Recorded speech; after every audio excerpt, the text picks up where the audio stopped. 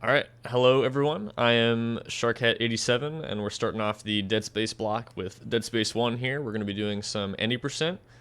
I think we're all ready to go. There's a little bit of loading screen at the beginning, so we can go ahead and start. So I guess we'll just count down from 3, will be when we select the difficulty. So 3, 2, 1, go. So first things first, we are playing on easy, but that's just because it's the fastest. There are categories for harder difficulties like impossible, but for regular 90%, that's what we're doing. Now, first thing you'll notice is that we are actually not watching the intro cutscene, which usually takes about 5 minutes. So what we've done is we've set the first checkpoint of the game from when you start from new game to be the checkpoint right after the cutscene. So fortunately, we're able to skip past that and get right into the action here. So I'm walking out there to get the other characters to start walking towards the door so we can progress here. And then once we do that, we go in and grab this small med pack. We're gonna need to be doing some shopping later, and so we'll need to pick up some items to be able to afford the guns we need. Alright, so our first major skip is going to be coming up here, called Hammond Skip. We're going to be trying to push Hammond into a certain spot to hold a door open. Before that, I'm actually also holding open a tutorial. And if you have a tutorial up while another one, while a second one appears, you can maintain the ability to interact with doors and things like that. Because normally when a tutorial comes up, you can't interact with anything until it disappears, but we can overlap them to sort of skip that. Alright, we only got one shot at this. If we don't get it, it's not a big deal. But hopefully we do. That looks pretty good. Okay, that looks promising. The door can still close on you. So, you know, looks can be deceiving and all, but that looks pretty good. Usually if his feet make it onto the tile there, that's a good sign. Oh, see, he kind of steps back though, so you gotta be careful because he will move sometimes and it'll close. I have had it close on me right when I'm about to get back and go back to the door, which is very sad, but it happens.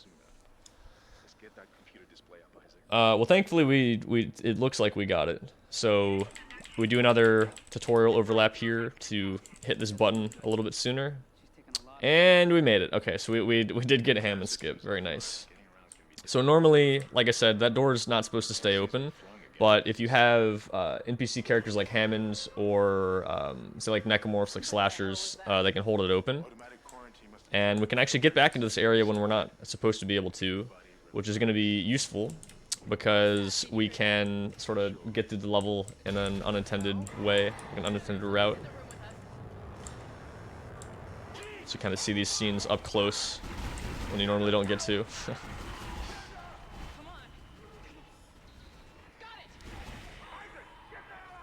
Okay, so we're going to make a quick stop here to grab a large med kit because we can sell that for a lot of money.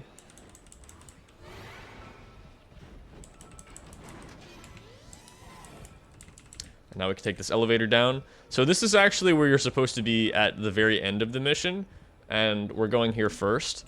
Now, unfortunately, the tram we need to take to Chapter 2 isn't loaded yet, so we can't just leave the level immediately.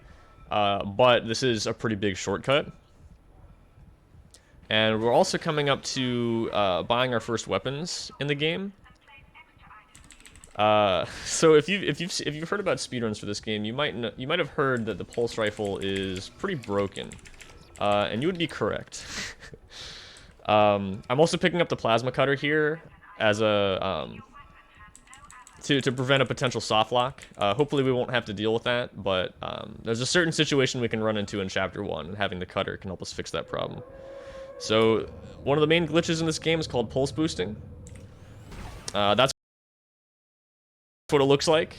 So, by using the alternate fire of the pulse rifle, where he sticks the gun up in the air and shoots it around in a circle, or in like a 360, I guess, fashion, whatever you want to call it. For some reason, using that, shooting it the instant you aim while you're up against a wall, sends you backwards really fast. So again, that's called pulse boosting. We're going to be using that throughout the entire run. It's very broken. We can also use it to translate horizontal speed to vertical speed like that by launching off of a ramp, which sends us up in the air. So in this room, we're supposed to be repairing the tram, which, oh, well, we did, but we're not, you know, leaving the intended way here. I do have to actually not go too fast here. We have to make sure the tram actually repairs itself.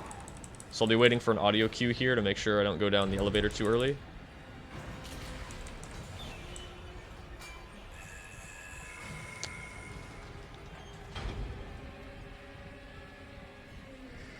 Should be right about... There we go. That should be good. We will find out in a few minutes if that was too early, but I'm pretty sure that was okay. It looks like the door to the storage room is locked. There should be a key somewhere in the maintenance bay.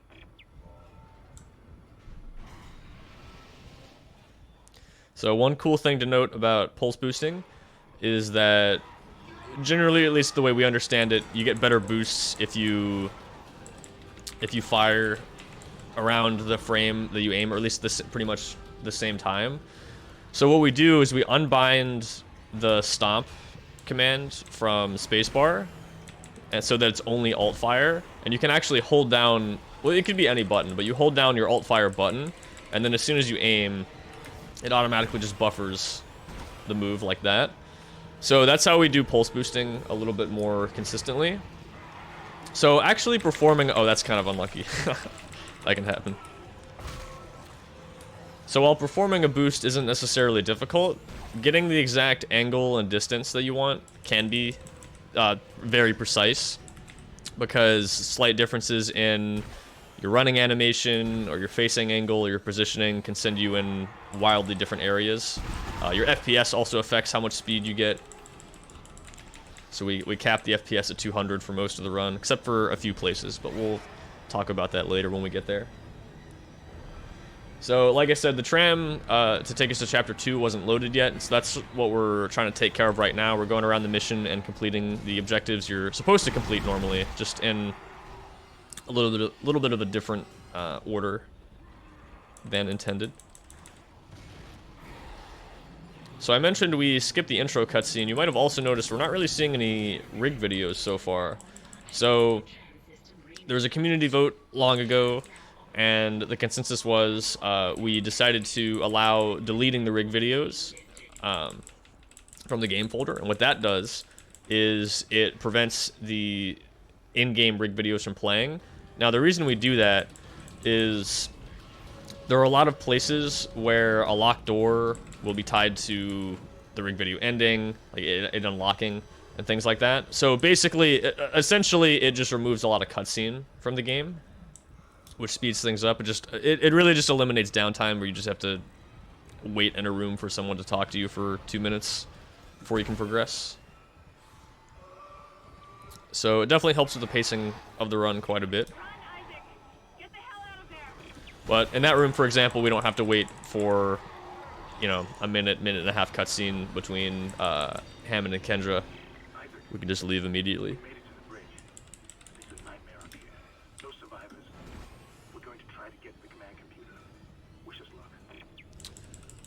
Alright, so that's the final objective of Chapter 1. So now when we head back down the elevator, the tram will be there. Assuming we did the rest of the mission properly. Hopefully it's there. If it's not, the button's still there and you can still beat the level, but you have to do a bit of a backup. It's gonna be a little tricky sometimes. I'm also looking down here to reduce how aggressive the enemies are, especially slashers. If you tend to look at them, they will charge you most of the time.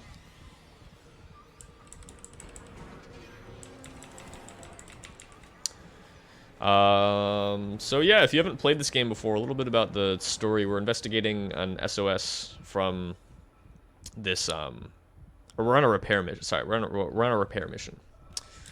Coming to fix this ship. Isaac's looking for his girlfriend Nicole, who works on the ship. There's a whole outbreak of these alien zombie creatures called necromorphs being controlled by this alien artifact called the Marker, so that's going to become a whole thing later.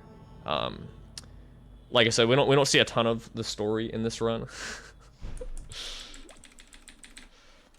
But you will see a little bit. But like, for example, you're supposed to drag the marker a lot towards the end of the game, and we sort of skip a lot of that. But anyway, we're onto the medical deck now. And we have to wait for this character to give us our kinesis module. So I'm gonna sell some things at the store here and buy our third gun, line gun. This gun's really strong, and the explosives on the alt fire are also very useful. So we're gonna be using that quite a bit.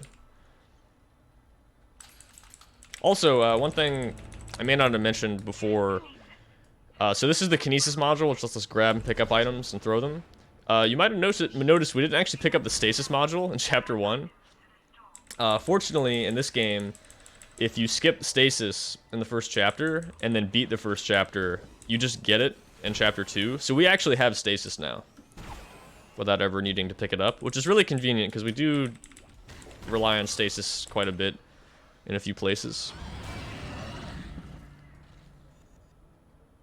Alright, so we're going to be doing a trick here called bench boost to get up to the second level a little bit quicker.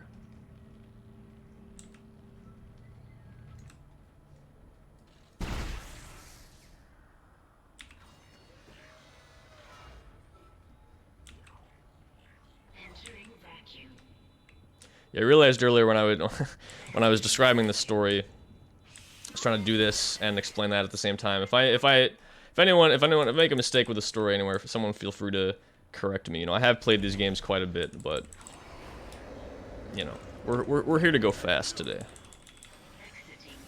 So if I make any mistakes in the lore or anything, you know, don't yell at me. Or feel free to yell at me. Just feel free to correct me. I don't mind. So you're supposed to do 2 0G jumps over here, but you can get it in 1 with if you aim in a precise spot there. So 0G is very different in this game compared to Dead Space 2 and 3. So we can't fly around freely. We have to actually walk along the walls. One cool thing about the 0G, though, is we're going to be doing something called a tilt here. So if I start punching while in 0G and then exit out here, you'll see that I'm still sticking to this slope as if I'm in 0G, where Isaac's body rotates to fit to the surface. And now if I stop punching... Oh, I actually lost that. Nice. Okay. Let me try that again. So what we're attempting to do here is called a tilt. So that one didn't... so we call it sticking. So when the tilt sticks, you'll see that my whole coordinate plane here is actually tilted to the side. Okay, that worked. There we go. Okay, so the tilt just didn't stick the first time, but we got it. Second try, not too bad.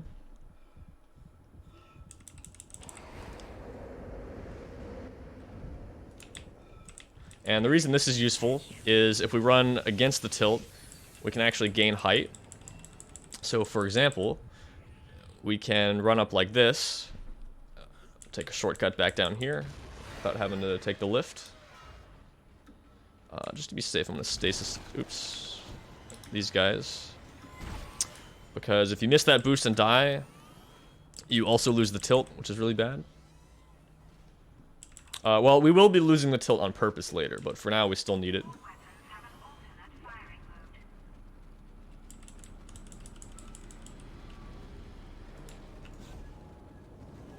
Alright, so we're going to be using the tilt to skip a fight here by walking over these tables and skipping an invisible trigger for a fight that normally locks this door.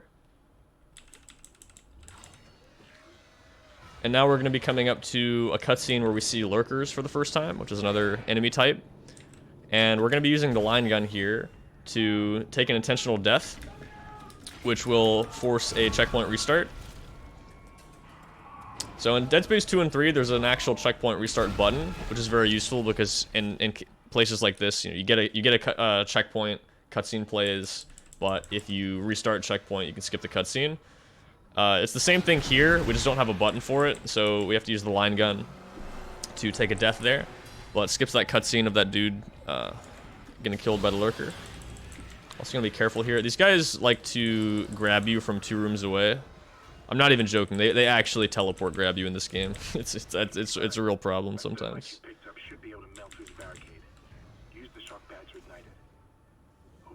Enemies are generally very aggressive with grabs in this game. compared to the rest of the trilogy also.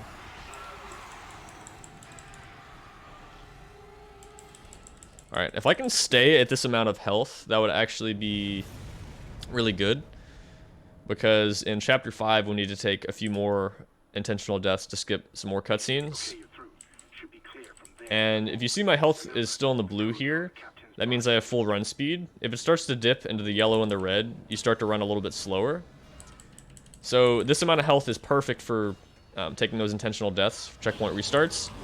Because I still have just enough for full run speed, but I can die in 2 mines instead of 3. We'll see how that goes. Sometimes this hallway can be a little annoying. Okay, that's pretty good.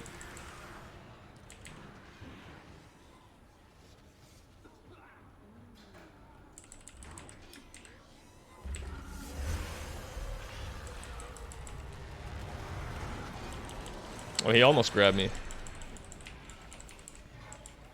Usually that enemy won't grab you, but it sometimes looks like he's going to. Alright, so part of the reason pulse boosting works is because the guns have collision in this game, and because they have collision, we can clip our guns through walls, which means we can shoot, grab items, use stasis. Actually, I don't know if you can use stasis through walls, but you can use kinesis like that to grab items, and you can shoot as well. Oh yeah, we haven't really talked much about the objective of this level. You're supposed to grab an item off of the captain. You're supposed to grab the captain's rig. So that's what we just did. Right here. And now we're heading out. So for the next mission, I guess we should start talking about how to actually beat levels in this game. So usually, for most levels, there's a few exceptions. You start at a tram, and it's locked. You go complete some objectives, and then you come back to the same tram, and it's unlocked. Now, you don't actually have to complete every objective in the mission to get the tram to unlock, and it depends on the chapter. But sometimes you only need to complete one mission, or you have to actually complete all of them. Also, I'm taking some safety saves here. I forgot to mention this game can crash sometimes. There's only a few places that it usually happens. It's not super likely. It did happen to me in a practice run. But it's in a spot where I'm prepared to take a safety save because it's a pretty common crash. Oh, okay. That's fine. Sometimes you can land in a certain spot where you get an infinite fall, and then Isaac just dies. That happens sometimes. Can be a very trolly game sometimes. All right, so you've seen Isaac Clarke in Skate 3. This is clearly a reference to this half-pipe jump right here. Thought it was cool of them to include him in that game. So like I said, you can use the really fast horizontal momentum from a pulse boost to ramp off of collision and send yourself upwards. So we have just bypassed the first 2 objectives of the level, which unlocks a door that we just jumped past. So normally you're supposed to go refuel the engines and then fix the centrifuge. That unlocks a door, which again we just skipped past, and then we have to go restart the engines. But as it turns out, like I said, you only have to complete some objectives for some levels. So in this case, all you have to do is restart the engines, and you can skip past the first 2 objectives with a boost there.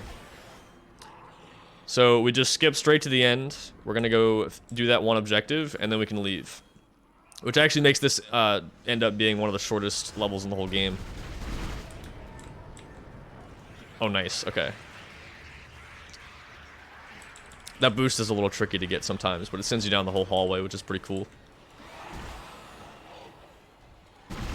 Alright, now we actually have some actual combat here. So we have to kill a certain number of enemies here.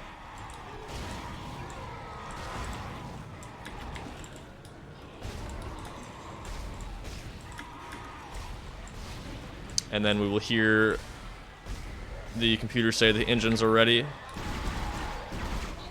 There we go. So there we go. That spawns the tram back in. And all we gotta do is just backtrack to the end.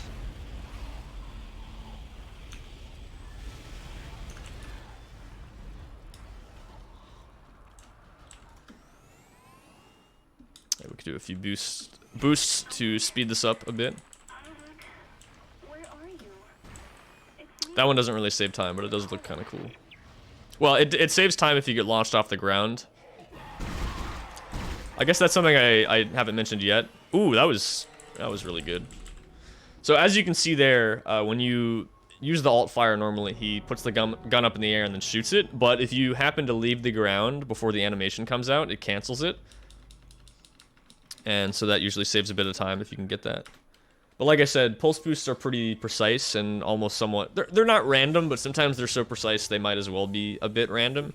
So, like in that case, we got a bit lucky. We actually got a really good one and sort of bounced to the side and got launched up in the air. But it doesn't always work out that way. Alright, so we're coming up to another major skip here. Same thing as Chapter 3. All we have to do is complete the last objective for the mission, which is to do the asteroid shooting minigame. So what we're going to do is hopefully... we're going to jump through a hole in the ceiling. Isaac, impact on the bridge. Okay, yeah, that that can happen. This boost is a little bit annoying sometimes. That's okay, we'll just go do that again. So again, similar thing, we get a bunch of speed, then use that to go off a ramp to send us up in the air.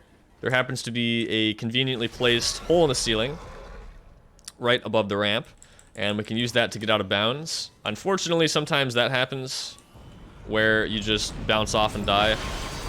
This game likes to troll you with stuff like that sometimes. That's okay. Try it again. That looks better. Oh, really, man? Okay. This game, dude. Alright, I'll tell you what. I'll just make a safety save over there this time. This boost is definitely pretty tricky sometimes. It really... This one... I don't know if it's just me. It's definitely not just me. But this one can be very trolly sometimes. If I get a fast enough boost here, I can actually use the save station before Kendra starts talking. That wasn't a great one.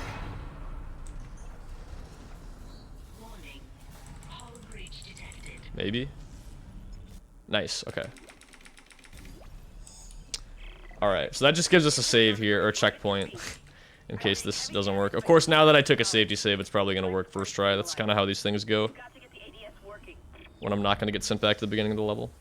Really, dude? Okay. Alright, you know what they say, fourth time's the charm. Maybe? Wow, this is just trolling me right now, dude.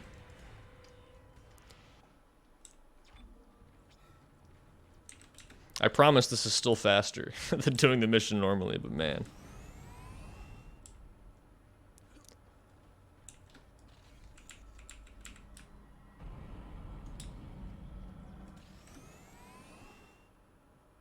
Maybe? There we go. Okay, first try. Nice. Alright, now hopefully we don't miss this. So boosting in that spot launches you really, really, really high up in the air, and if we did it right, we should hit a checkpoint. Nice. Okay, so we hit a checkpoint on the way up. That skips the first few objectives of the mission. And hopefully... Okay, we did not get that jump. That's fine. So here we gotta wait for these asteroids to go by and make our... What? That was weird. Oh, there's a leaper there. Huh. I thought they were only there on the way back. Weird. But yeah, we have a sort of pre-planned set of jumps here. I missed the first one, so I had to back it up, and that's fine.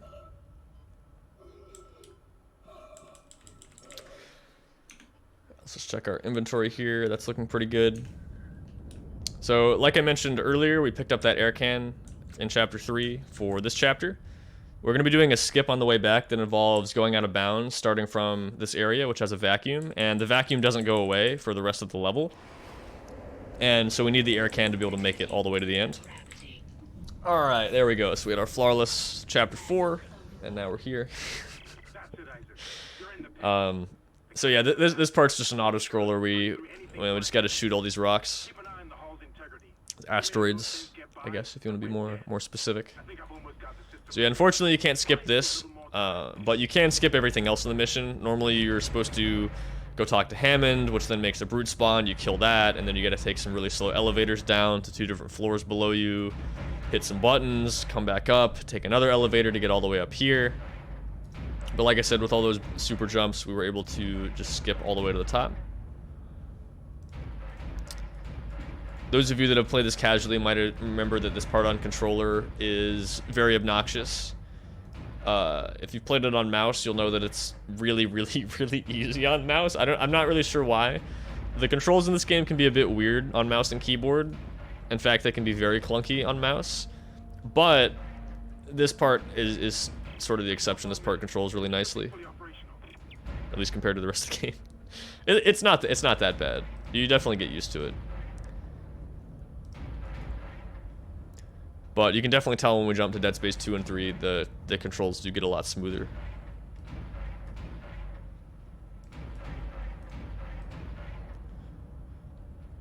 So you actually can die here if you let enough of these asteroids hit the ship. I actually want to figure out at what point you can just stop shooting them so you just barely survive.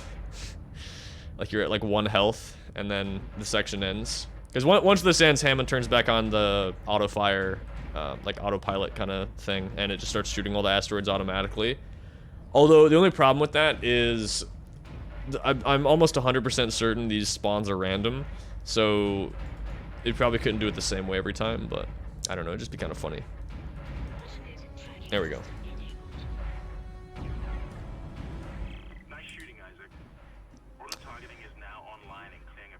Alright, so now that we've unlocked the tram by completing the last objective, we can just take some shortcuts to get to the beginning of the level, or get back to the beginning as fast as we can.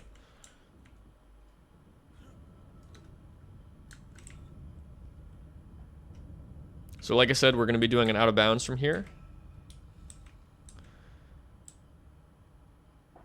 This 0G actually extends a bit further outside just this this room, this tunnel, whatever you want to call it. So I can first jump to here. If we aim in the right spot. There we go. Alright, now I can use the collision of my gun to rotate myself up a little bit. And now we can jump and land on the lower level here. Drop down, load in the bottom floor, and we can fall in through one of those holes in the ceiling like the one we boosted out of earlier. And now we're back in bounds. There we go. Use the air can so we don't suffocate.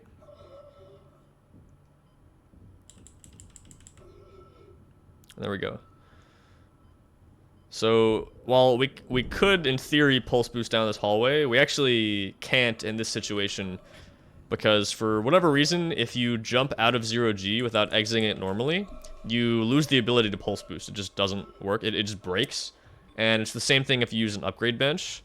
We're not really 100% sure why that happens. But it does, and so that plays into the routing of some of these levels a little bit. It doesn't really make that much of a difference in Chapter 4. It's really just the one hallway you would boost down.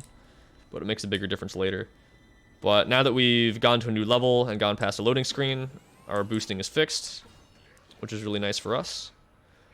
So there is technically a way to skip Chapter 5 and bypass pretty much the entire thing, but it is insanely random and precise and might be one of the easily top 3 hardest tricks in the entire trilogy.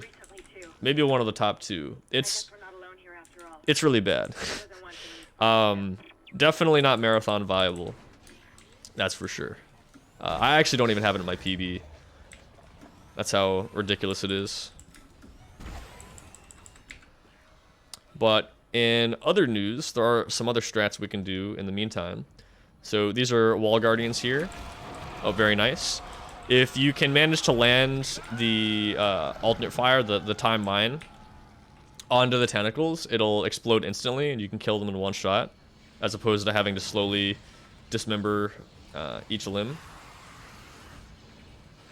Also, you don't actually have to stasis that platform. You can just run across it like that if you're quick enough. Alright, we're coming up to another section where we're going to take some intentional deaths to checkpoint restart.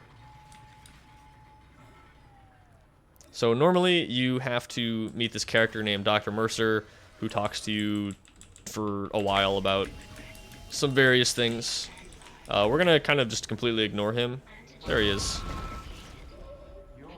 You can hear him say, "What are you doing?" as you just blow yourself up. I think that's kind of funny.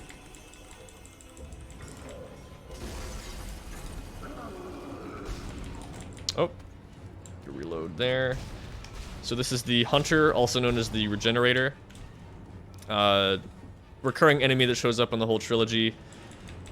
So if you cut off his limbs, he will just keep regenerating, coming after you. So you can't defeat him in the normal way you'd kill other enemies in this game, by taking out the limbs. In this case, it's just an auto-scroller. We just have to keep him on the ground. And then Kendra unlocks the door for us.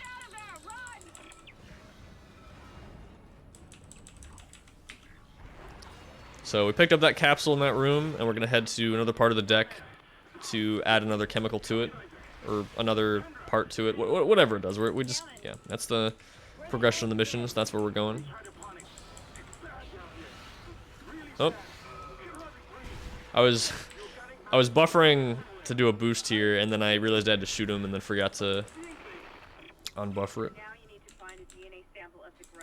That's fine. Those lurkers are really annoying. They always get in the way in that hallway. Just gonna aim through the wall and grab that money over there. Alright, now we can try to stack some cans while we wait for Mercer to let us through.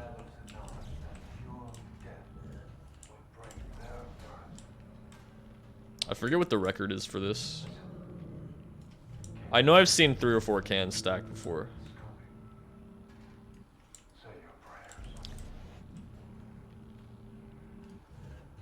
We almost got 2, it's fine. Okay, so we're going to be doing a trick called Quarantine Skip here. Fortunately, we can jump over a trigger that starts a pretty long section. It's a very, very short trigger that you have to jump over, which is why I said it's fortunate that it's that small. So that saves about, I think, 45-50 seconds over doing the fight the normal way.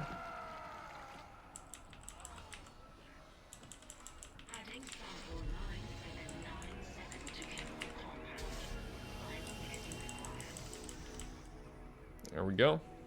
Alright, so now we can head back to that room to get to the end of the chapter now. Mercer's gonna turn off the oxygen, which is not very nice of him.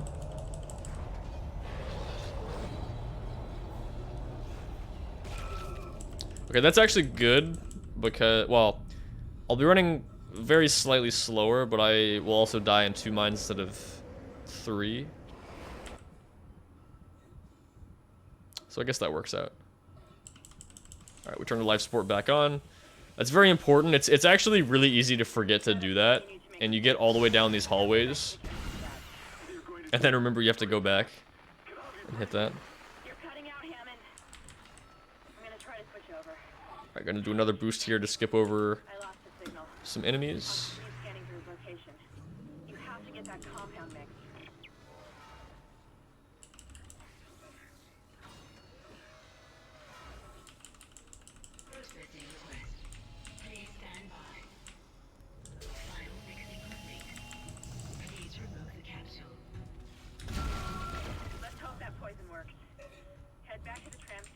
Alright, so if we had actually done Chapter 5 skip, this next room coming up is where we would end up. Also, you can just skip that dialogue with Mercer and it unlocks the door. I don't know why they didn't do that with more more cutscenes in the game, but, you know, I'll take it. So similar thing, he's gonna give a long speech, we're just not gonna listen, we're gonna blow up. And then when we respawn, it'll be over.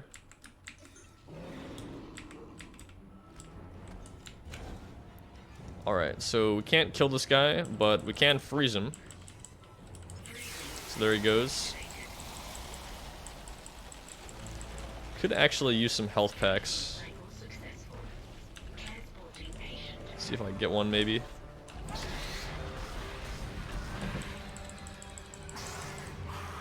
Oh, he tried to grab me. Yeah, you you get grabbed enough in this game, you start to remember what, or realize what the grab animations look like, the startup of them.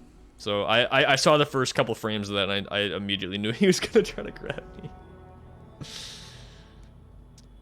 All right, didn't get a health pack there, but that's not a big deal. We can get plenty in the next level here.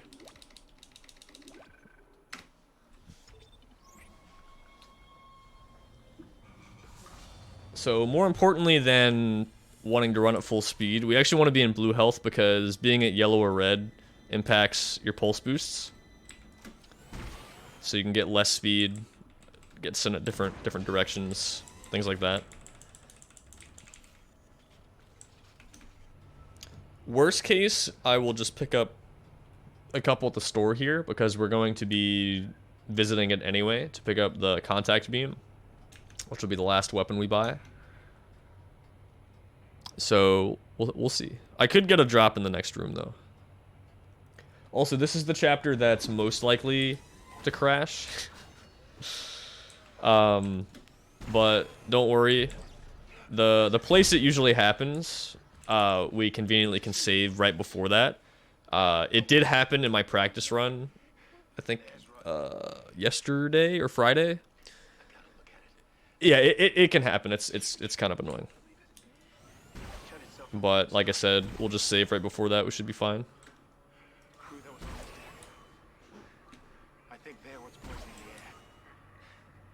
Oh yeah, we're meeting up with Hammond, by the way.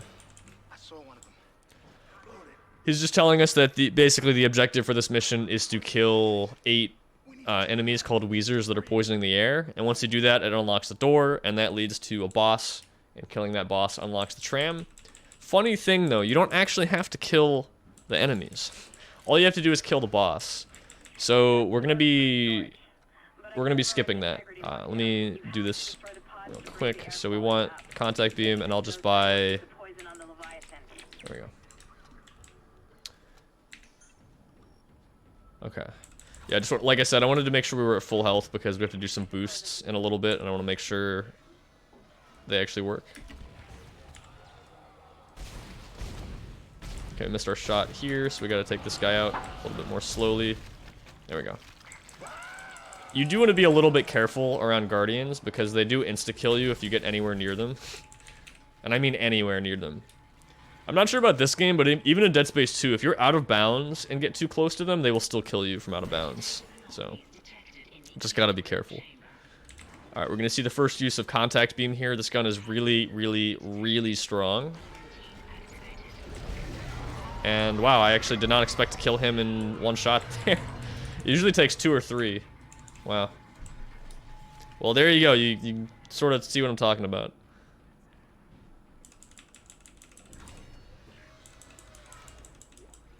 Alright, so I'm taking a save here because if we fail this next trick, it's a little bit faster to just reload the save than blow ourselves up. So I'm going to be attempting something called Tentacle Out of Bounds here. Nice, we got it. So, if you get stuck on the wall when that tentacle grabs you, for some reason it just pushes you at the top. And now we can do a pulse boost to land on top of this ceiling up here. You can't see my FPS right now, but I just toggled to 130, and now we're back at 200. And now I need to... Yeah, it should be this one, right? Oh, there we go. Okay, I just got stuck for a second. So, being at lower FPS there helps us land on top of the ceiling of this room. Otherwise, if we're at 200, we'd fly... We'd overshoot it. We'd go, like, way too high, and then we would die. Alright, so now we're falling in here. We're going to pause buffer. This tunnel's going to load in. So, this is the room right past that locked door that normally requires you to beat... or to defeat all the Weezers. and then come over here. So you might be thinking, okay, so the skip's done, right? You know, you made it to the boss. Well, unfortunately, not quite.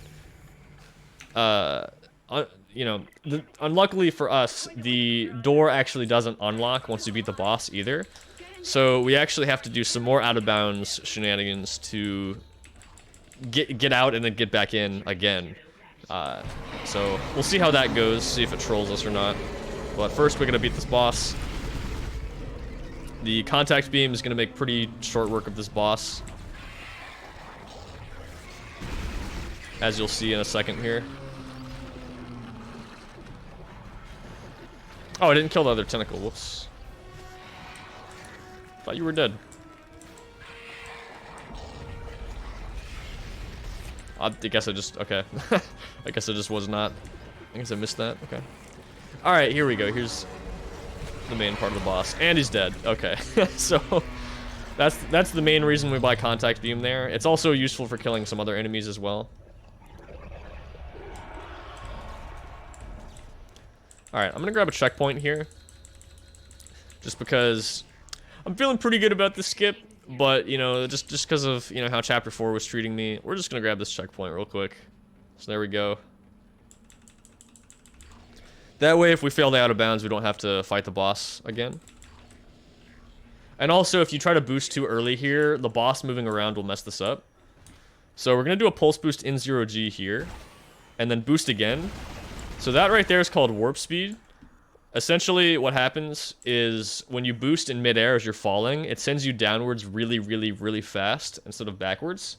And we can use that to clip through the boss and get out of bounds. And now once we're on the ceiling here, let's make sure I'm centered. We're going to jump and land on that tunnel on the ceiling out of bounds. Now, this is a piece of tech you see more in Dead Space 2 and 3. But we're going to do a damage boost with the line gun here. Just making sure I'm not slipping off. There we go. Okay. So if we do this right, we can damage boost across this gap. Land on this ledge. And hopefully not fall off. Nice. Okay, so last thing. We need to land on top of this door here. And open it as we fall, pause the game. While the game's paused, the level continues to load, and it catches us and prevents us from falling to our certain death. Now here's where the game can crash, so I'm going to save. Hopefully it doesn't crash, though. That would be preferable, but, you know, the game does what it wants sometimes. I'm not really sure why. It might just be a PC port thing.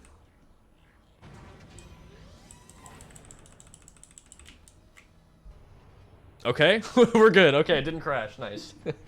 So, I had to wait there for a bit because it can crash, and I had it crash in the hallway before that room, in that room, opening the elevator. I had it crash right as I activated the elevator button, or like right around there, but it didn't happen that time, so we're good.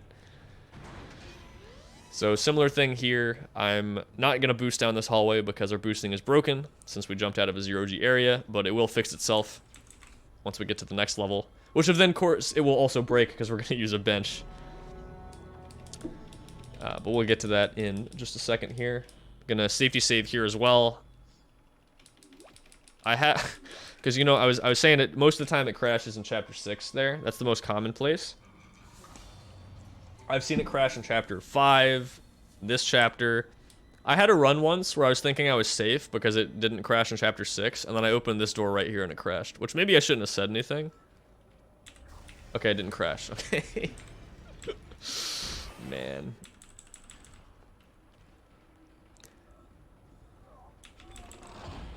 Alright, so I've been picking up some power nodes along the way.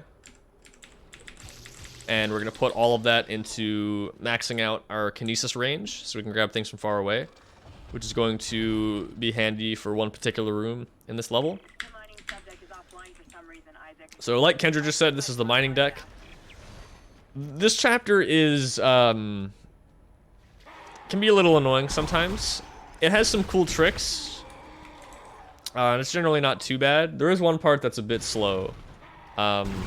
I generally say it's one of the most... It's one of the least broken levels in the game, even though it has a couple small tricks here and there.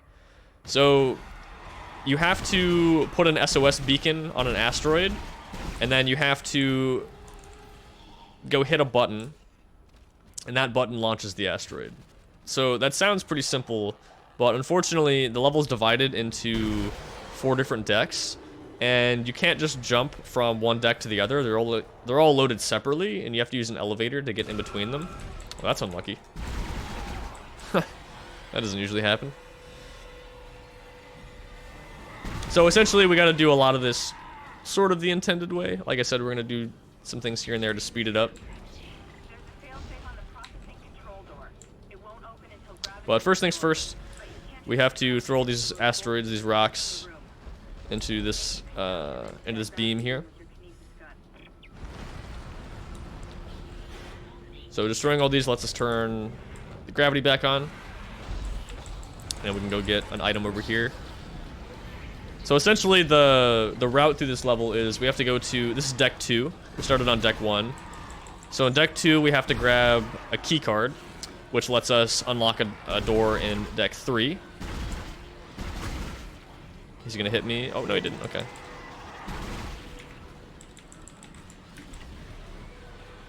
Then we're gonna go to deck 4, pick up the SOS beacon that I mentioned. And then we're gonna go to deck 3 and use both of those items to actually launch the asteroid. Don't hit me, don't hit me. Okay. So, the enemy patterns are always a little bit different in that room, so you have to react a little bit and see what you're gonna get.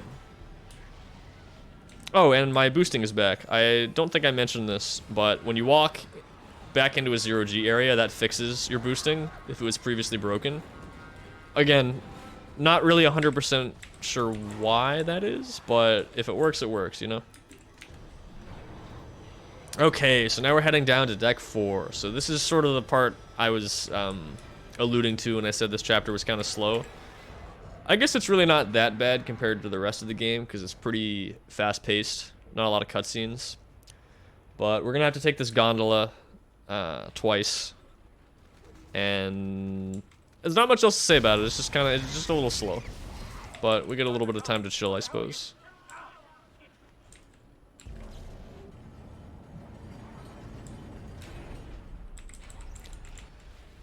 So, there are some theories to skip this part. The beacon that we get in the next room here is actually loaded when we're in deck 3. And I did say there wasn't a way to just jump to any deck back and forth, but it is technically possible to get to deck 3 early. And it's normally locked off till you do the first 2 objectives, which is grab the mining key and the beacon. But if you were able to get to deck 3, the room where you place the beacon actually overlaps with that room over there, but like I said, they're not loaded at the same time. So in theory, you could grab the beacon, get back in bounds, and then just place it. But there's a giant kill plane that separates the beacon from where you start, and when you grab the beacon, you just fall into the kill plane. So it kind of sucks, but, you know, maybe we'll figure it out someday.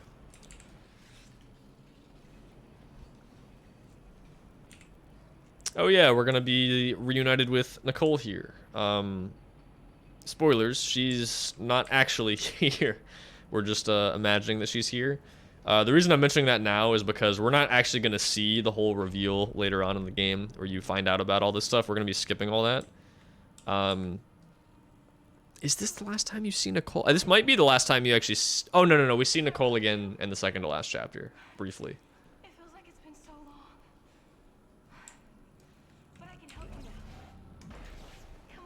Do I actually want that? Nah. Okay.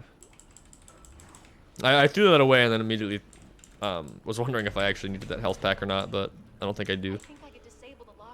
Nah, we're good. Okay, so the beacon's in that next room, but we can't get it until the door unlocks. So we gotta do a little Nicole tower defense here and protect her from some enemies as they spawn in.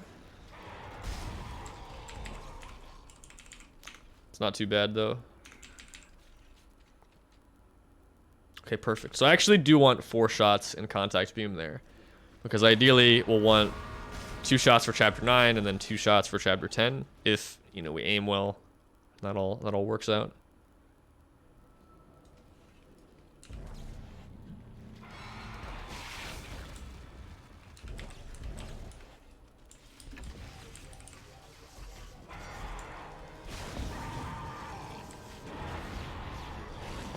I was a little early on that one. Sometimes I like to just throw mines out. I haven't memorized the exact timings of when to shoot those, but sometimes if you shoot them out, you can get 1 or 2 enemies with it.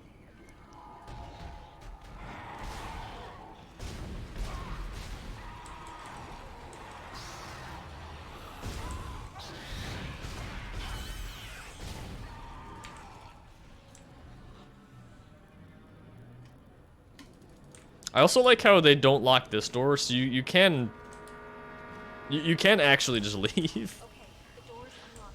I don't even, maybe, I wonder if you take the gondola back. I actually don't know. I don't know why you would want to do that, but I think you probably could.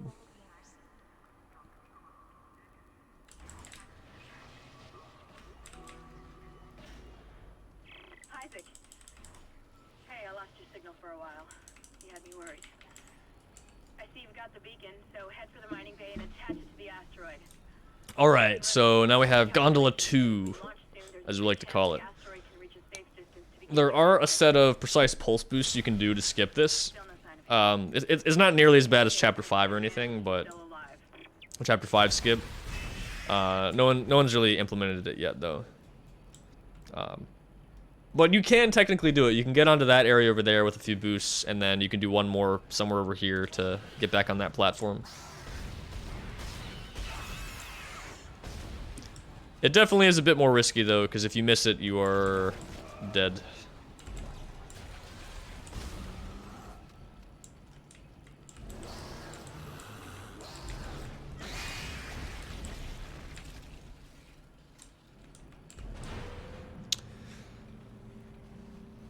Alright, almost out of deck 4. I'm gonna try to hit both of these enemies here, both of these slashers, with this canister. Nice. Safety gear must be worn at all times in Class A environments. I've got elevator access to the mining. Alright, yeah, so the mining subdeck, like she said, deck 3 is now open. So we're gonna head over there. Head over there. It looks like the asteroid is held in place by some gravity tethers.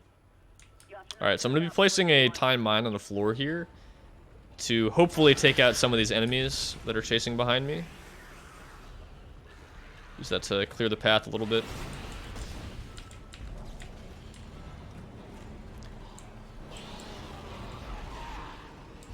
Alright, so we need to take this battery over here to power a lift.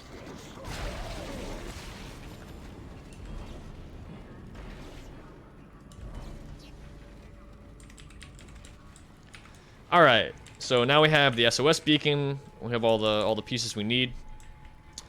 So we're gonna be going down here, untethering the asteroid by destroying, well, some tethers. Oh, that was a really sick boost, Isaac, thank you. And then we can place the beacon on the asteroid and we will be good to go. Well, at least for the part down here.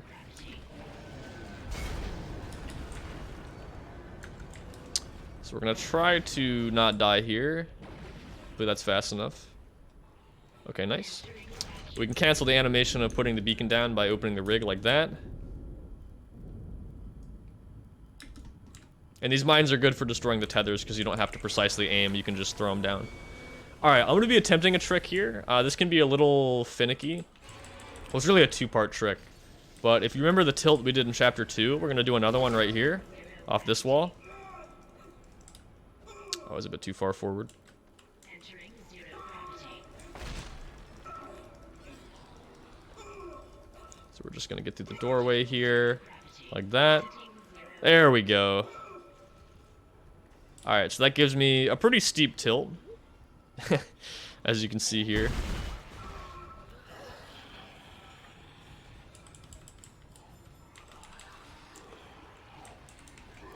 Gotta be careful not to do it on accident, but you can actually get on top of the walls here that... Yeah, you can actually get on top of the walls that... Oh, never mind. Well, So I climbed a little bit too high on the walls of the elevator, and it sent me back down. It just teleported me there. Yeah. Lifts are very weird in this game. That was definitely strange. But the reason we got that tilt is we're going to be doing something called battery skip here.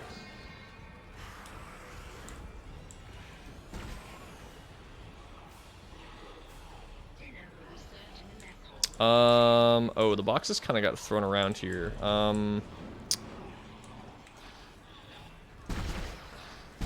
Okay, I did get the right one. All right, I just wanted to make sure. So there's some enemies in this box. There we go. Okay. Sorry, I was just a little confused there. The fire was usually supposed to be on there. I'm not sure about that. Hopefully I didn't miss something. Hold on a second. Did I? Oh, I did, man. Okay. I gotta go back. Apparently one of my mines didn't destroy one of the tethers there. Well, that's okay. We'll just make a short detour back there. Fortunately, we don't have to drag the battery all the way back. So the idea of battery skip there is you get a tilt, and then you do a boost up the elevator, and with the tilt, you can actually gain some extra height and skip having to ride it all the way up to the top, and on the way back. All right, well, this is definitely a first. Haven't really seen this one before. Usually, that enemy spawning there means that you've done everything, but I guess that just means you placed the beacon. So which one of these did I not destroy? Oh, it was that one, really? Huh. Yeah, I've never had that happen before. Let me just make sure that actually destroys it. Okay, alright. Okay, game. Like I said, this game can be very trolly sometimes.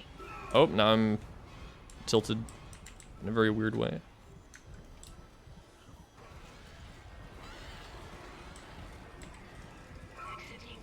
There we go. Okay.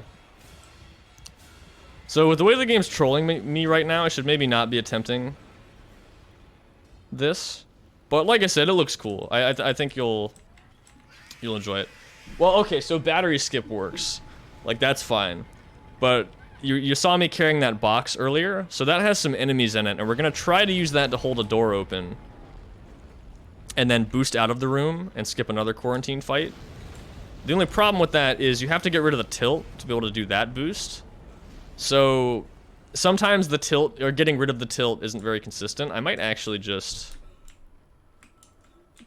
take an intentional death there once I get this checkpoint. Box should still be here, right? Oh, the box isn't here. Wait. Is the box back down here? Or is it just gone?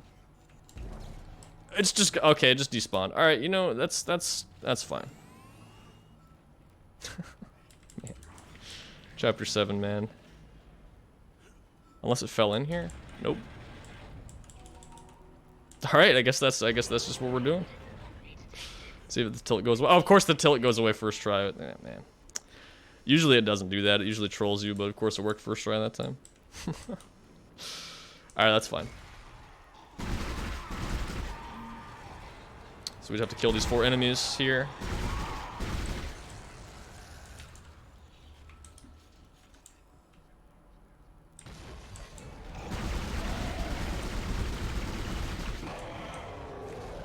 Yeah, so it's actually really difficult to get both of those tricks back to back, but if it does work out, you boost up here with the box, you have the enemies hold the doors open, or the door open, and then you get rid of the tilt, hopefully first try, and then you can boost out of there before the door locks on you. Again, not a huge deal. Okay, so after all of that, we're finally done with Chapter 7. We can head back up to the top.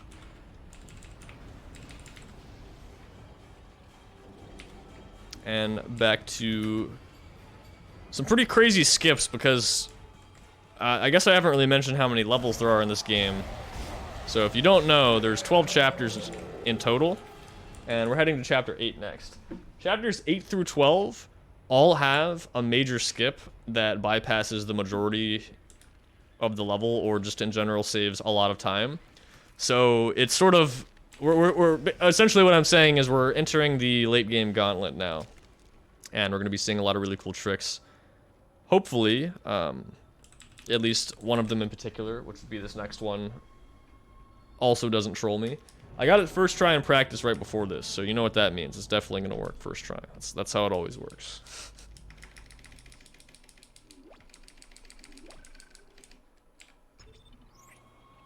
Alright. So chapter 8 is returning to the bridge, which was the same level we were at in chapter 4. So similar thing, there's a shooting section, and doing that ends the level. So the rest of the objectives again are not required, and we can again do some super jumps to get to the top. Now there is a way to skip this fight here, but I'm going to just do it for a few reasons. One of which, you have to boost over the trigger for the fight twice, or you just have to get over it twice, and it's not super consistent. So it's usually a lot safer to do this. Plus the fight doesn't really take that long compared to the time it takes to actually skip both of them. So in this case, it's just more worth our time to just kill the enemies. And there we go. Plus that gives us a checkpoint right here. Alright, so we'll see if this decides to be funny again. You might recognize this from earlier. You have to do this again.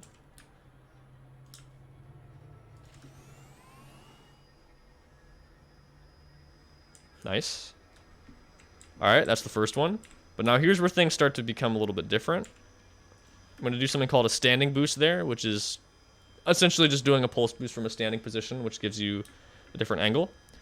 Now I'm going to 130 FPS, and hopefully if I time this boost right, I will go high enough to hit a checkpoint here. I'm not sure if that was it. We might have to do that again. Yeah, okay, that's fine.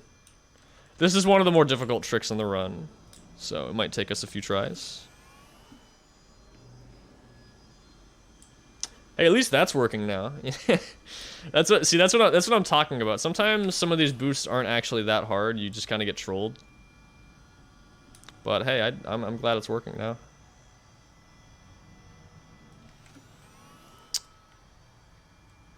Ooh, that might have been it. Okay, when you see those lights load in, that's usually a good sign.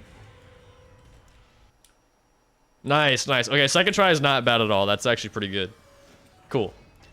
So we hit a checkpoint way high in the air, which puts us at the boss. I'm going to call that elevator up because it's still at the bottom and it takes a while to make its way up here. And now we have a very fun boss fight.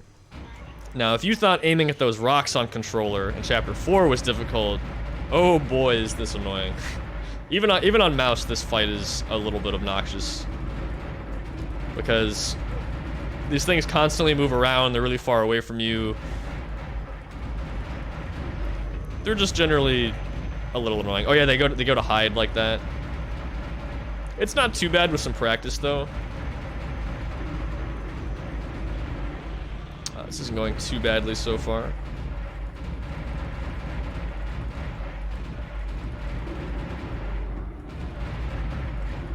I'm just trying to alternate between them to interrupt them grabbing things. I actually don't even really care about the damage in this situation. I'm just trying to avoid getting things thrown at me so I can see, because when the objects they throw explode, it clouds your vision a bit. Alright, and there we go. So here's an example of where not having the rig video speeds things up. So normally you gotta watch a rig video, and then you get knocked on the ground. Instead, we just instantly get knocked on the ground. And you can see a little bit of a glitchy thing that happens here. Kind of walk around in this room for a second before we respawn right here. Not really sure what's going on there, but I think it has something to do with the rig videos being missing.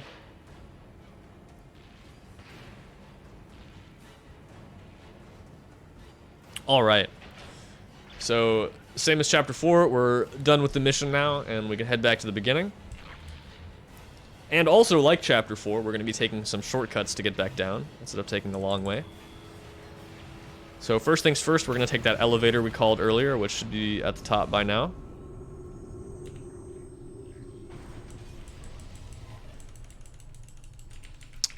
Very nice. Now, we're going to be doing something called a save station clip here. And I am going to be going to about 5 FPS for a few seconds. So like I said, we do have FPS toggling in this game. In this particular instance, having really low FPS actually makes it more consistent rather than high FPS. So we're going to be abusing the momentum of the save station. So you go through the floor. I'm actually going to save here because if you... It shouldn't happen, but if you die here, you get soft locked actually, and that's really bad. Okay, just kill that guy so he's not in the way. Alright, so we're gonna go to about 5 FPS here, so don't worry, it's not the stream, it's the game. There we go. So now we're through the floor. And same thing as before, we can drop through this hole in the ceiling and make our way back to the start. Now, if we hadn't done the fight earlier, it would actually start right there. There is another way to dodge it, but it's a little more inconsistent. And again, if you miss it, you die. And the way you get soft locked there is if you hit a checkpoint at the top there and then die, you respawn right next to where some guardians are. But normally, by that point in the mission, you've killed the guardians already. But we didn't do that. So you just respawn and are instantly in their radius of being able to kill you. So you spawn in, you immediately die, you reload, you immediately die, and that just goes on forever. So that's really bad, but that did not happen, so that's good. Alright, so coming into chapter 9 here, we actually have one of the older tricks in the run. One of the first skips discovered, which is named chapter 9 skip. You know, we're in the Dead Space community, we're very creative about naming our skips sometimes. So yeah, this is chapter 9 skip. But it is a descriptive name, so you can't argue that. But so this actually doesn't really even involve pulse boosting at all, which is one of the main ways that we get out of bounds. Nope, we can actually just jump out of bounds right there. And by buffering aim, I won't fall there. Otherwise, you'll just fall and keep spinning, and it's very disorienting and hard to see where you're going. But we can do that to prevent that from happening. Gonna call this elevator here, which loads in part of the level. And then I can jump back over here. Now that this is loaded in, I can jump back in bounds. So the goal of this mission is to grab an item and then head back to the tram. So we're just taking some shortcuts here to get to that item as soon as possible. And since we skipped the first objective of the mission, which was throwing those radiation balls into space, we skipped turning off the 0G. So we're not supposed to be in 0G right now. It's supposed to be turned off for this whole inside the ship part of the mission. But for whatever reason, they decided to make the 0G area cover almost the entire level, including the ship here. So what that means for us is we can continue to jump around on the ceiling, go out of bounds, and, you know, just generally go very fast.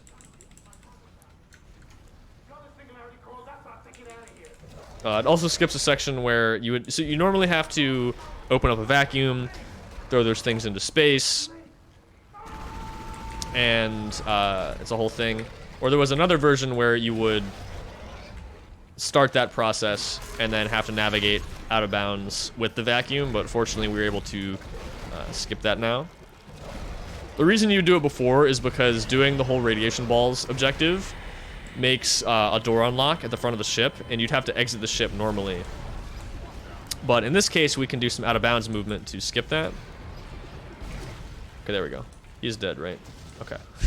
You just have to make sure, because if you don't end the lockdown, you can't leave the level, which is also why I waited a moment for the door to lock before killing the brute, even after he broke the glass, because if you kill him too quickly, you will soft lock. And the level won't actually end. You'll get back to the tram and it'll still be locked, which really sucks.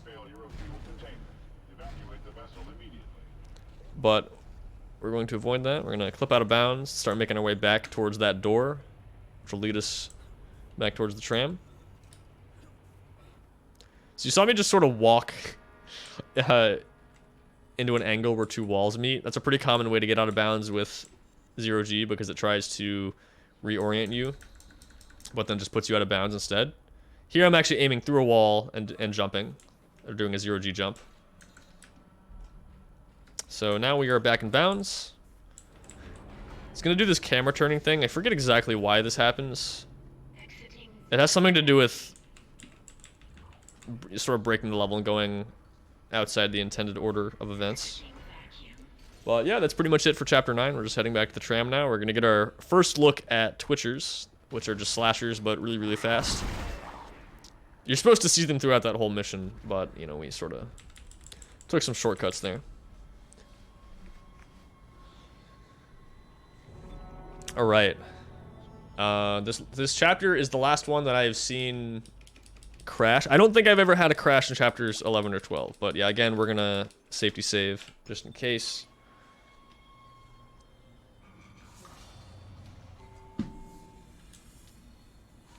There's a boost here I can go for that saves a little bit of time. It's a little weird though.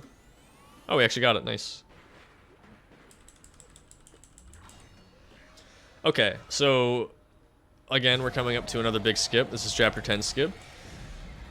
I believe it is actually, yes. This is the biggest skip in the entire game. It saves about 10 or 11 minutes. Also, the game didn't crash. Nice. That's good. Alright, so you got to pick up 3 of these nav cards here and a crew key. And after picking up all those items, you are able to go down to the lower level and meet up with a guy named Dr. Kine. And you get a shuttle, which you're going to use to try to escape the ship. Now, you don't actually need to get all those items. I said you did, but you don't actually need to. The game only checks to see if you have one nav card instead of all 3. So we just go to 0G basketball, grab the closest one. And then now we're going to use this table to sort of keep us in the right spot. We're standing on the invisible walls of the lift there, and then when it goes back down, it clips us out of bounds. And hopefully we can land on this door. Okay, first try. Nice. That's good. There we go. Open that door. Pause the game. It loads in, and now we're on the lower level.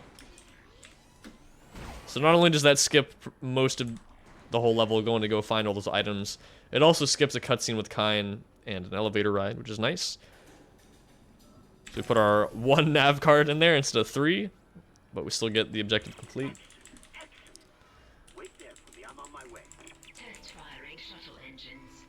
Alright, so now we have another encounter with the hunter here, who we haven't seen in a little while.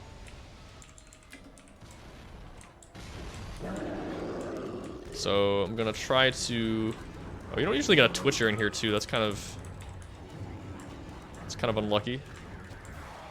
That's kind of annoying. Please, okay. Ooh, I don't have a lot of health.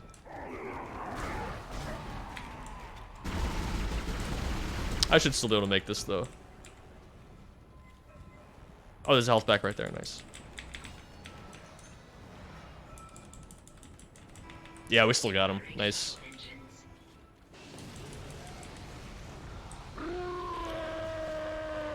So yes, that finally does kill him. You do have to make sure that actually works. You'd be surprised how easy it is to assume that you got him, come over here and wait, and then he just respawns, comes in, and gives you that right hook, you know? Okay, so we're waiting for... That's Dr. Kine. This is actually the only time we're going to see him in the run. Oh yes, these guys also like to come bully you sometimes while he's trying to talk to you. They don't always do it. Sometimes you don't get any of them, and sometimes they just spawn in non-stop. We got 1 so far. Let's see how many more we get. Just 1? Really? I mean, I'll take it, I guess. It's pretty lucky. Okay, so we're just waiting for the door to unlock here. Let me out. There we go.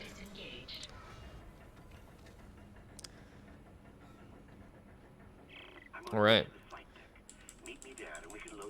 So yeah, another example of a really big skip in the run that doesn't really involve pulse boosting too much. I mean, I'm doing it here just to save some time on movement, but it's not required for either of these last two big tricks. Which I think is pretty neat, because most of the other ones involve some pretty ridiculous pulse boosts, which are also very cool, though, don't get me wrong. It's nice to have some variety, you know.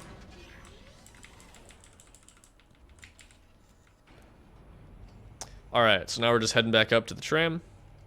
Not too much else to say here. Looking pretty good on ammo. I could use some more health packs, but there's not a ton. There's not really much. Actually, is there even any combat left? Not really. Well, there's the final boss. I guess that counts. So yeah, I guess we don't really need health packs. I mean, it wouldn't hurt to get some. There's one right there. I'll take that. Like I said, we do need to be at not full health, but at least in the blue for certain pulse boosts. So not a bad idea to take that for safety, because you never know. Like, for example, the last chapter, if I happen to be in the yellow for that, we can't do the skip, and that would be really bad. Alright, so chapter 11, also very broken. Similar thing to the levels on the bridge. There happens to be a hole in the ceiling in this tunnel here. So what I'm going to do, hopefully, is line this up correctly. That looks good, nice. So we boost off a slope, get up in the air, fly through the hole in the ceiling. Now I'm going to get in line with this save station, walk off. Okay. So now I'm going to line up another boost to fly up in the air and hopefully hit a load trigger to load in the top floor.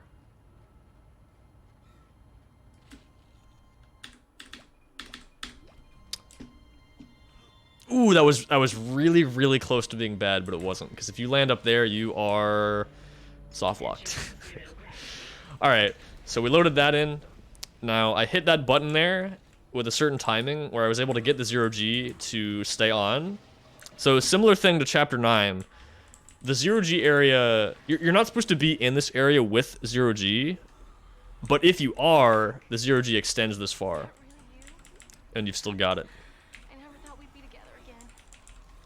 So now we can stand on the ceiling and Spider-Man kiss Nicole.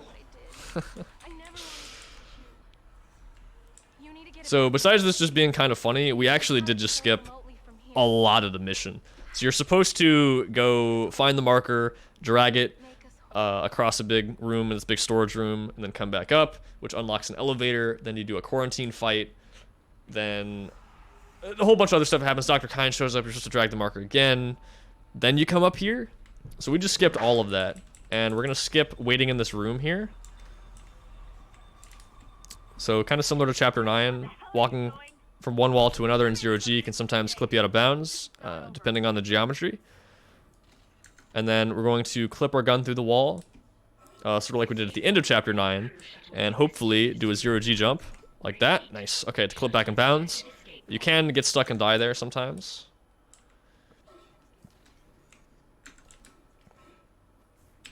There we go. So the goal there is just to turn the 0G off before the shuttle gets back. Otherwise, you can potentially get soft locked here. And there we go. So now we just have to wait for the shuttle to get back in here, and we'll be good to go. So fun fact, by the way, the old version of the trick used to be going above the ceiling there and actually jumping back in before those doors closed. Because we found a really good way out of bounds, but before we found that other way to get back in, you know, we needed a way to get back to this area and you know, from out of bounds. And so then somebody, I think it might have been Looney, just said, you know, the door just opens to out of bounds. Why don't we just jump back in from there? And you can do that, but you got to actually race the shuttle back in, race the ship. Which is a little bit more difficult because if you're too slow, then the doors just close on you, and it's very sad. All right, well, we're coming up to the last chapter in the run here. You're doing the right thing, Isaac. We've got another massive skip right off the start. The way it always should. I knew you'd come back for me. We're going to be doing 3 different pulse boosts to hopefully land in some specific places and drop down and open a door, which will load us in. load the level around us. It is a little tricky. We'll see if we can get it first try. If not, it's not a big deal because we'll just spawn right back at the start. So I mentioned earlier we're skipping all the marker dragging sections. That is still true. We're not going to be doing any of that. So we boost up on top of the shuttle. Oh, okay, of course. Okay. Sometimes if your timing is, if you hit a really specific window there, you'll just get an insane amount of height and die. That's just kind of unlucky. So we'll just do that again.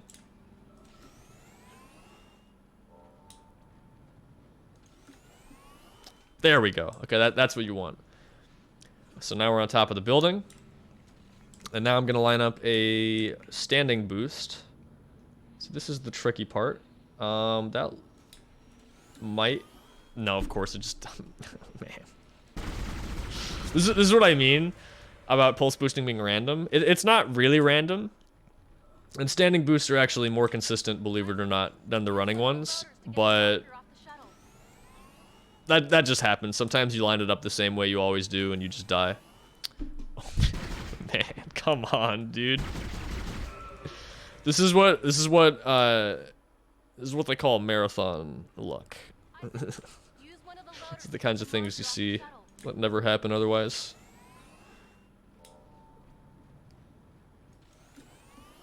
There we go. Okay, let's try this again. This is a very, very massive skip. I believe this one saves about 10 minutes? I think it's 10 minutes. It's pretty big. That looks better, maybe? Okay, there we go. There we go. Okay, very nice, very nice. So opening this door from this side right here actually spawns in the final boss, which coincidentally is at the start of the mission, like a lot of the rest of this run. So now, you can see that things are loaded in a little bit different here. And now we're going to take another intentional death. This time it's a bit faster to boost up there. Oh yeah, there's the boss, by the way. Just sort of half loaded in. Alright. Well, here we go. We made it to the final boss. You can actually skip the boss because the end trigger to take you to the end of the game is already there by the ramp. But we don't do it in full runs because it actually doesn't really end the game. I mean, it sort of does, but it doesn't. You don't get to the credits. It doesn't really finish out the cutscenes since they aren't loaded properly. So we don't really count that as finishing the game. So we will be actually beating the final boss here. And looking at our time, looks like we're doing pretty good. So we should be under estimate. That's always good. Especially with this game, because like I said, things can... Sometimes things will just happen. Like the game just decides to troll you a little bit. Alright, so we're gonna take out all these 3 big obvious yellow weak spots.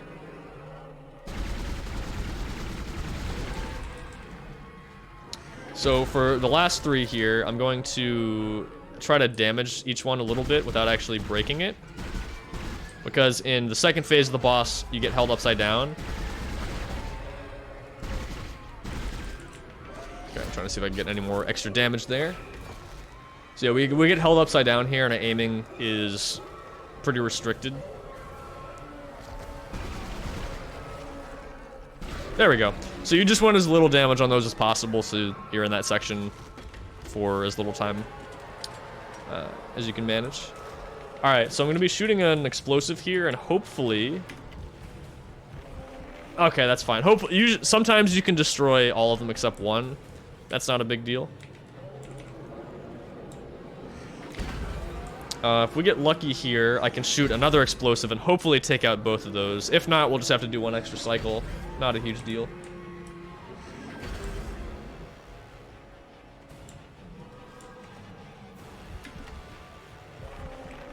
Okay, yeah, that's what I thought. Okay, that's fine. Yeah, we just have one more cycle here. But yeah, that's pretty much, this is pretty much the end of the run here.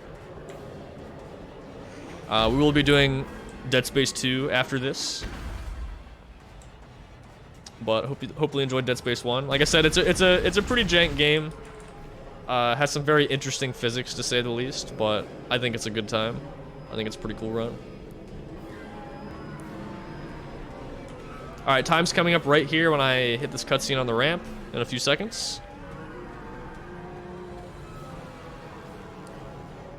Well, once the tentacle moves out of the way. Alright, here we go. Alright, and time. That's it. That's Dead Space 1, any percent. Hopefully you enjoyed. This game is a blast, like I said. It's... Sometimes it doesn't always go your way, but even when it doesn't, it's usually pretty funny. So you usually always have a good time with it. It's been pretty crazy to see how much faster this game's gotten. Just like a year or two ago, record was 2.5 hours. Now it's just over an hour. Just shows you how broken pulse boosting is and how much work the community's put in.